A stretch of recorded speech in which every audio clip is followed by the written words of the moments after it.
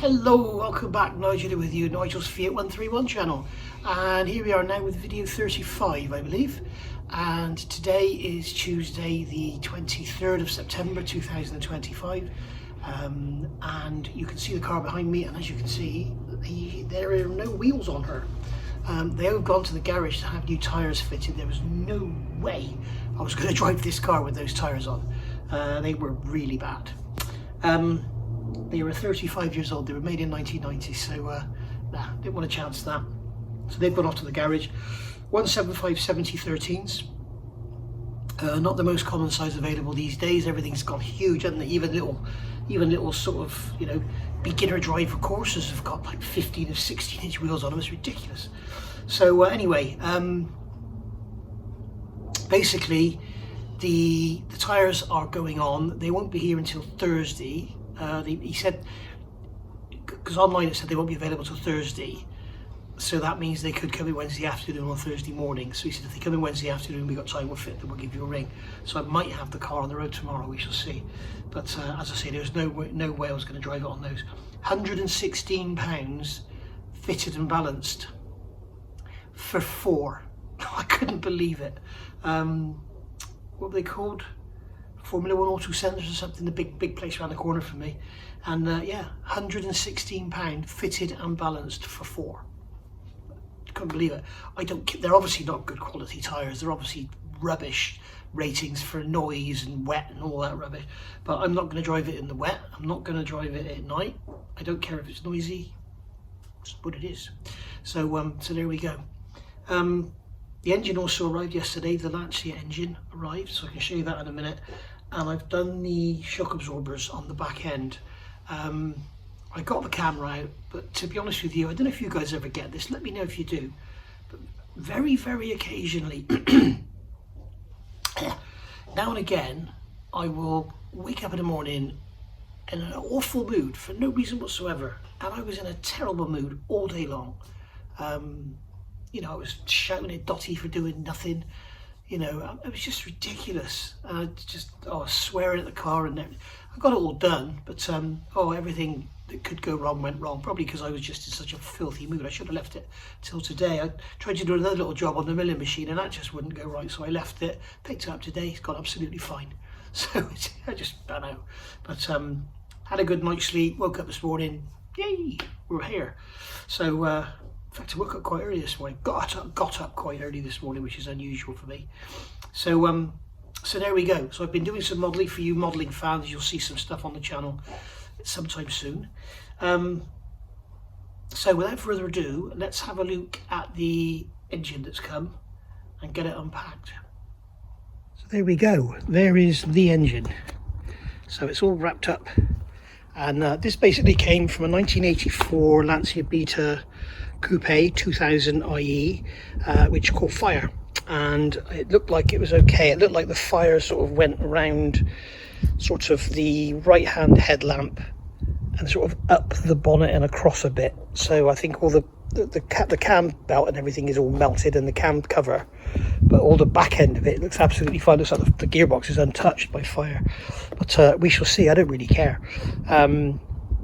So yeah, I mean, it was very cheap. It was on eBay, and it was delivered from Scotland for 75 quid, which I thought was reasonable, and it's in there. So I'm going to get all that black covering off, and then we can see just how bad it is. And the first thing to do, I think, is get all the burnt bits off. So here we go. As you can see, that's not supposed to be like that. And it's all supposed to move. I don't think that's supposed to be like that either, is it? I'm not sure. It's all strapped down, and they've kindly left the seatbelt on me for me so I can lift it up and drain the oil. But you can see, typical breakers yard, they've just cut through things like shafts, which people probably love to get their hands on these days. They've cut through there, look, that's all burnt. They've cut the pipes off here. Looks like the radiator probably destroyed itself. You can see here the remains of the cam belt. I just hope no one's turned the crank over and bent the valves. But there we go. There's a fitting there. It's very nice. So yeah, you can see all the metal parts are okay. It's just the plastic that's got damaged. I'm hoping it's all going to be all right. But there's Dottie. Hello, Dottie. No, don't you go eating that. No, leave it. Leave it. So So there we go. You can see there's the remains of the timing belt. So Dotty, leave things alone. Go on. I have to shut her in the house, I think. But yeah, it brings back memories. This, all these Lancia bits. That's a handy piece to have. That piece there that holds the gear down.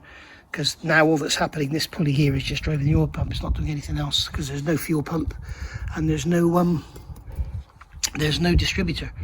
So they're handy little blanking plates to have. And then we've got the alternator here, which is probably completely and utterly shot. Yeah, it looks like it's been whacked. The blades are touching. It's probably been whacked when they took it out. You can see here the remains of the cables from the fire. So yeah, got a few bits for the scrap metal in here. There was probably a bush in there. Oh dear. Anyway, so Dotty, just go away, go on. She's such a pain in the ass at times. Right, so let's start to get this apart and start throwing some parts away. Okay, it's the next day now, so you can see there is the sort of basic remains of the engine. There's a pile of scrap, basically scrap metal. If you know Lancias, you'll know they have this horrible bloody water tube that goes all the way along here and round there, and it's bolted into the top of the head here with 4 M6 bolts, and they're a nightmare. And yeah, glad the threads were okay. So you can see it's had some sort of bodge repair on here. Obviously it had a rust hole in it and a leak, so somebody's wrapped some steel or something around it. It's I don't think that's original. It certainly doesn't look it. I can't believe that Lancia would have done that. But I don't know. It looks bloody awful. So there we go. So here's the actual engine itself. We've got a little bit of ash here to pick up with the vacuum that was underneath the starter. The flywheel all looks good and everything. I do like this. It's got this huge breather vent in the engine, which is nice. The little 1376, it's half the size of that. So that's really good. You've got this huge breather housing as well. So that's a handy part to have around. And then we've got the blanking plug for fuel pump, which is handy. We've got the plug in there, which I said about earlier, which is handy. Got this all this bracketry because everything comes out here.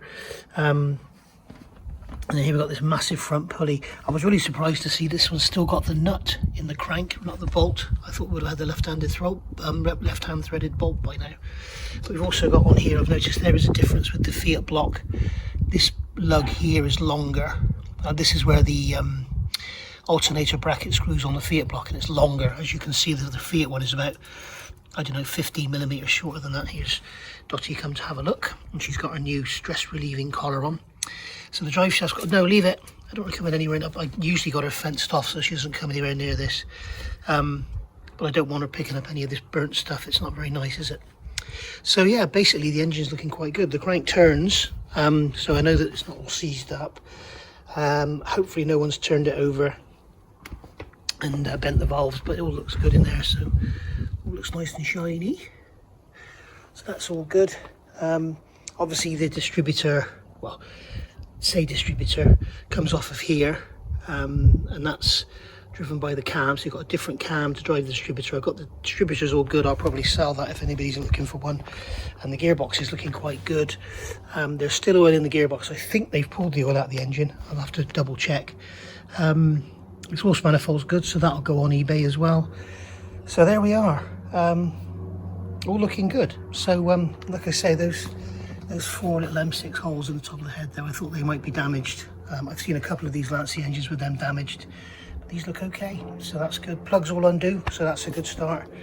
So yeah, so the first thing I'm going to do is get this gearbox off, and then we'll get the engine onto the engine stand. We'll get the flywheel and everything off, get the engine onto the engine stand, and then the first thing to do is take the cam boxes off so I can do a quick compression test, see if the valves are bent at all, and go from there.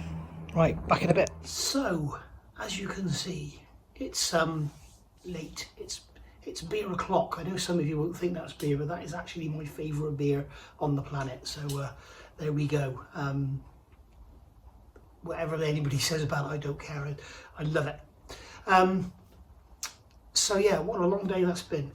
You can see behind me the engine is basically stripped down to a bare sort of head cams block now. Here's Dotty. Hello Dotty. I'm pretty confident that the that everything is okay. I can turn the crank and it stops straight away, and it stops. So it's obviously hitting the valves, and the valves haven't already been bent, I hope. So that's why I'm going to do a compression test, because the trouble is, if somebody has turned the crank like hard, they could have just tapped a valve and just bent it a few thou, and you might not see it until you come to lap it. I'd rather know now and then take corrective action whenever I need to. If I need to. It could turn out I take the head off and the head pistons got holes in them. I don't think so. But they had drained the oil. There was no oil in the engine, but there is oil in there. There's residual bits and pieces I've taken off. There's a lot of, if you are into your Fiats 131s, whatever, you're looking at an engine to put in, into your X19 or whatever, there are differences, but they're very, very slight. I'm going to go through them and show you in a minute from what I've seen. And I've been looking on my engine that's in this car, the 1367, and it's like, for instance, I said on the back of the head on this Lancia engine, there are 2 holes for a torque reaction bar that goes basically from the, I can't remember how to go from the front to the back. I know that if you have got a Lancia Beta, I used to have one, I've had 3 or 4. One of the best modifications you can do for performance, for acceleration, is replace one of the rubber bushes. Not, if it's a road car, just replace one of them. With a just turn up a nylon bush and replace the rubber bush with that, and the reaction you get from when you jump off the clutch. I can't say it won't crack your bulkhead or cross member or whatever it's fitted to. I think it's fitted to the front, isn't it? Which isn't a great idea. But yeah, it's a hell of an improvement, I can tell you. So basically, I had one. It was tuned. It had 138 horsepower at the wheels, which was probably something like 175, 180 horsepower. It was on twin 40s, and basically the car was pretty much standard. It was in my very early days. I didn't really know what I was doing, but it was tuned nonetheless. It had a big valve head. It had lightened pistons, lightened rods, lightened crankshaft. Everything was balanced. Lightened flywheel. It went out of clappers, and it was stripped out. It did really, really well. So I was really pleased with it anyway. I did a sprint in it at Castle Coombe. It was their first sprint in 50 years or something, and I can't remember the year. It would have been something like 92, maybe 91, I don't know. But this sprint I did really well. I came 3rd in class, I think. And when you consider there were two drivers in the winning car, and that was a Sierra. So it was a group B. So it was the rally car one. Remember, there was a rally car one with Repsol on the side, the oil company. Yeah, so I was really pleased, and I actually beat a TR7 V8. So I was really amazed. I was on slicks. I put slicks on the car, and that was when I started to find problems with suspension bushes and stuff. So I made all the suspension bushes from nylon, made those torque reaction bars from nylon, and yeah, it put power down, I can tell you. But by God, did it go! And yeah, it was really good. But anyway, enough waffling about that. So yeah, this Lancia engine is basically pretty much ready to do the compression test. I'm going to take the cam boxes off tomorrow. And there we go. Tomorrow, the tyres, I have still got a sore throat. You can hear, I think the cold is going, but I have still got a sore throat. Tomorrow, the tyres should turn up for the Fiat. I've been looking around at insurance today. I think I'm going to go with Carol Nash. They've given me a great quote. I phoned Lancaster Insurance today, and rather than just going online, they phoned me back like twice, and then they've sent me another email. And I had a woman talking to me that, I don't know, she was asking me millions of questions on the phone for like 20 minutes, and I still didn't get my quote, and one of us got cut off. We had a bad line. It was ridiculous. So I don't think I'll be going with them. But anyway, yeah, £91 I think Carol Nash have quoted me, so that's absolutely brilliant. So yeah, you can get a set of tyres and insurance for your Fiat 131 cheaper than you can tax a van. Isn't that great? So anyway, without further ado, I'm going to stop waffling and I'll show you the differences on this engine. and then I'm going to call it a day. It's still Wednesday. The last segment you saw was this morning, when you saw the engine still attached to the gearbox on the pallet and everything. That's all come off. The gearbox is turning all lovely and anything. So if any of you need a Lancia Beta gearbox, let me know. And yeah, I'll show you what I found with this engine, and we'll go from there. And there's the lovely Dottie having a little rest. Dottie, Dottie. No, she doesn't want to speak. And out there you can see the gearbox. That puddle is just some excess water that was lying around. And there's the lovely Fiat. So here you can see the Fiat engine. Okay, and you can see there's a slight difference to this engine and this engine. This is what I was talking about, guys. I was absolutely amazed at the quality of this car, how clean it was, and you know, everything. It was just amazing. And this is just a complete and utter mess. And this is what I mean. This is a British car. You know, it's just, I don't know. I don't know what it is. I've always thought the same. When you go to the continent, the cars just look so much cleaner and crisper. And this is, you know, I know this has been full of fire, so, but this is actually 2 years newer than that one. But anyway, so we got the crank nut undone. If anybody has the Lancia Beta manual, can they please tell me what the correct torque is for this nut here that holds the pulley on? Because the useless Haynes manual for this car says 86 foot-pounds in one bit, 104 pounds in another bit, and 108 pounds in another bit. So yeah, I mean, once it's described as the crank pulley nut, and then on another section it's described as the nut for the alternator and water pump drive pulley.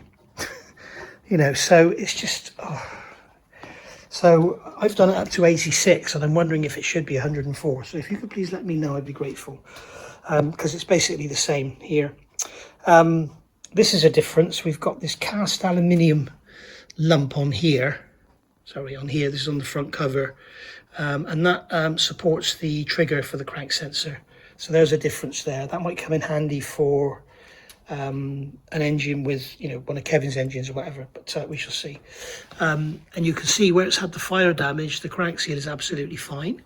So the actual seal in here was absolutely fine as well. I can show you the cover in a minute, I think. Probably buried. And everything has been fine. So I think it was really just superficial. It was like rubber hoses and wiring that got knackered. The back of the engine here is pretty much unaffected, other than here you can see where something's melted and run down onto the casting, but it all just picks off, and it's actually cleaning the casting for me. You can see this is the original dirty, horrible stuff. It's clean behind there. So there we go. There's a lot of sludge. You can see it down in there. There's a lot of sludge in the water system compared to what this one had. It just shows how well this engine was looked after compared to this one. The oil in here is a hell of a lot dirtier than the oil was in the Fiat. And yeah, but everything's come undone, nothing snapped off, so that's all good. So now we've got this bracket here. I think this is probably a support for the exhaust or something. But that's got a bolt missing out of it, but we'll just take those nuts off. So you can see that with the Fiat, when you look at it, the engine mount goes here. Okay, and this is where the alternator, the negative cable goes from the battery. I'll show you that. You can see down here, you can see that down there is the engine mount, and over here we've got the negative cable, the earth cable. So you can see the casting is all the same. As I mentioned before, this is actually longer. This is about 15, maybe 20 millimeters longer, but the whole position is the same. And all that is on this engine is the boss. You can see the boss there for the alternator. So it just means that thing will be out further. So it doesn't really matter. When I say that thing, I mean this bracket will be out further, which means that bolt, the adjuster, will be up here rather than down there. So there we go. It means you get longer. If you get a longer belt, you can if you want to. So that's all good. The head's the same. The head casting, I think, is the same. But as I said, on here we've got these two big threaded holes here, which support the that sway brace thing. And you can see on this engine, if you look at the head, you can see down there, I'm pointing at it now, you can see there's the lump for the thread. It's just not been drilled. So They think of everything, these Italians, don't they? I'm looking at these cam boxes, and remember I've said about them being different because the engine's tilted over. I'm kind of wondering if it is, because I'm looking at the exterior and they look the same. Maybe the interior is different, but these lumps here are where the oil drains go, but these look to be the same height. These should be higher up because this is the back of the engine, and the front ones should be lower down. Actually, maybe they are. Yes, they are. Look, you can see it now. When you look at it like that. See, but I'll show you when we get inside. I'll show you then. These sensors here are absolutely fine. That pipe there is quite rusty. That needs to be replaced. So yeah, the other difference I showed you earlier was the distributor drive here on the back. So that's different. So you'd have to replace the cam if you're putting this in a Fiat, but you're going to have to replace the cam boxes anyway. So, and I have heard that if you take a 2-litre engine and put the 1300 cam boxes on the 2-litre head, it makes them very fast. I have heard that. I don't know. There's no reason why you couldn't use this on a standard Fiat engine. You can see all of this up here is the same, even though I've removed the blank and everything. The position for the fuel pump is the same. The auxiliary shaft has the drive on, so you can still have a manual fuel pump if you want to. You've got this massive breather that we talked about. That's really nice. So yeah, really, really impressive. The rest of the block's all the same. So that's really good. Obviously the sump is different. You can see here, the sump is angled. You can see this flange here is parallel because the engine's tipped back in the Lancia. So you can't use that on your Fiat, so that'll be up for sale. But that would be the same as like a Monte Carlo or anything. So there might be somebody out there who wants that actually, because the sumps do rust on these. They rust from the outside in if they don't leak oil. On the back of the engine, other than those 2 holes, I can't see a difference. This being a 2-litre, it's got the 12mm flywheel bolts rather than the 10mm. So that's good. And I think the crank nose here will be larger in diameter, being a 2-litre, but we shall see. In fact, I've got seals for those, haven't I? Because they came with that gasket set. So yeah, tomorrow this will all get done, compression tested, and then the head can come off. That'll be fun. We'll see what's inside. Then I'll see if it's got broken rings or anything. I did hear something rattling earlier, but I think it was just all the wire from the melted cam belt that was around here. So hoping it will be okay. We shall see. It could be the engine blew up and the guy bloody, arson set it on fire to claim off the insurance. Who knows? You never know. Well, that's another difference here. You've got this big bracket on the top of the cam box, and that supports the alternator bracket. You saw the engine when I first got it. There's loads of ancillaries down here, which the Fiat engine doesn't have, obviously. So there we go, guys. I'll just show you quickly what we've got off. We're back to the shelves again. So there's the huge aluminium casting. On the Fiat, you've got the little that little one there. Okay, that one would bolt straight to that block. Everything's exactly the same, but you've got this one here. Okay, and that is replaced on this engine with this great monstrosity. So there you go. There's a huge steel bracket on here as well. The oil filter sticks out the side. So yeah, it's horrible. Got the exhaust manifold there. This is a bit weird. If the Lancia guys can tell me, please, is that stock or is somebody cut into that? I mean, it looks like it's cut, but then when you look at the back of it, it's kind of flashed over, like it was cast that way. So if someone could tell me, maybe they had cracking here or something, so they decided to put slots in it in the factory. There's the auxiliary there. This is that big blanking plug thing which goes in to replace the distributor. And don't ever just think you can just put a cap in there, because there's a gear that drives the oil pump, and what will happen is the gear will pop out and your oil pump won't drive. So you have been warned. There's the water pump. Interestingly, this one's 86mm as well, from there to there. And the 1367 was 86, which was interesting because all the others I saw were 82 and 88mm. Starter motor looks very nice, and then other bits and pieces in there. So there we go. Right. Oh, and we're doing the same thing again, so Peter will be happy. Box A, full of nuts and bolts, all labelled up, all ready for the degreaser. So there we go. Right. Now there's some scrap Fiat parts. And out here, if you go outside, if you walk outside, I don't want to show you the GR Yaris registration, but you can see out there, and there's the wheelbarrow. Goes to the dark, there we go. I need to do some gardening down there, this is disgusting. There's a wheelbarrow full of scrap. There we are. Right, I will see you all soon. The Fiat's got its number plates on as well, so I've got to be careful with that one. The reason I'm careful is because there are people out there that would love to come and find where I am and rob me. So unfortunately that's the way the world is these days. So there we go, there's a final look at that lovely little beauty. So I will see you all soon for another video. Maybe there will be a driving video, we shall see. Thanks for watching, bye for now.